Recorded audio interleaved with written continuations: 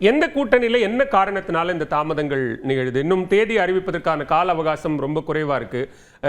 திரு BL Santhosh நிர்வாகிகள் கூட்டத்தில் பேசும்போது இன்னும் 65 நாட்கள் தான் தேர்தலுக்கு இருக்கு அப்படின்னு பேசியே ஒரு வாரத்து ஆய்போச்சு. ஸோ அப்படி இருக்கக்கூடிய சூழல்ல என்ன தாமதம்? தேர்தல் தேதி அறிவிக்கப்படாதது ஒரு முதன்மையான காரணம். சரி, இன்னொரு பக்கம் திமுகவின் கதவுகளை இன்னும் சில பேர் தட்டி கொண்டே இருக்கிறார்கள். தேமுதிக அதுபடி திமுகட்டேருந்து ஏதாவது ரிசல்ட் வராதான்னு எதிர்பார்க்குறாங்க. பாமகவினுடைய ராமதாஸினுடைய அணி திமுகவுடைய அணியில் இடம்பெற முடியுமா என்று முயற்சி செய்து பார்க்கிறார்கள். அந்த நேரத்தில் அவங்களெல்லாம் உள்ள கொண்டு வர முடியுமான்னு திமுக முயற்சிக்குதுன்னு நாகராஜ் சொல்றாரு.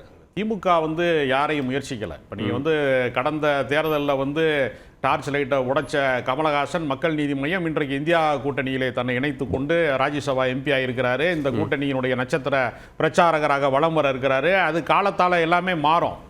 எதிர்த்தவர்களே இணங்கி வரக்கூடிய ஒரு ஜனநாயக பண்போட கூடிய இயக்கமாக இது இருக்கிறது. அதனால தான் வர்றாங்க. அதனால தேமுதிக இன்றைக்கு கொஞ்சம் கொஞ்சமாக கரைந்து கொண்டு தங்களை தற்காத்துக் கொள்வதற்கு திமுக கூட்டணியில் இருந்தால் மட்டும்தான் சில சட்டமன்ற உறுப்பினர்களை பெற முடியும், கட்சி அங்கீகாரம் பெற முடியும் என்கிற கணக்கில் அவங்க காத்திருக்கிறார்கள். இப்ப அங்க அந்த பக்கம் ஏற்கனவே ஒரு ராஜ்யசபா சீட்டு கொடுக்கறதா சொல்லி அது கொடுக்காத நிலை இருக்கிறது. NDA கூட்டணியில இப்ப 2 இடங்கள்ல பேச்சுவார்த்தை நடக்குது. நீங்க நேரடியா பாஜக கிட்ட பேச்சுவார்த்தை நடக்குதா இல்ல தமிழ்நாட்டுக்கு தலைமை வகிக்கக்கூடிய அதிமுக கிட்ட பேச்சுவார்த்தை நடக்குதான்னு 2 ஆப்ஷன் இருக்குங்க. ஆமாங்க, அவங்க 2 பக்கமே பேசுறாங்க. மதில் மேல் பூனை மாதிரி தேமுதிக இருக்கிறது. அதனால எல்லா கட்சிகளையுமே ஒரு கட்டத்திற்கு மேல இப்ப நீங்க முதல் கட்டமாக எல்லாவற்றையுமே பேசிட்டாங்கன்னு வச்சுங்க, தொகுதி பங்கீட்டுல ஒரு பெரிய சிக்கல் வரும்.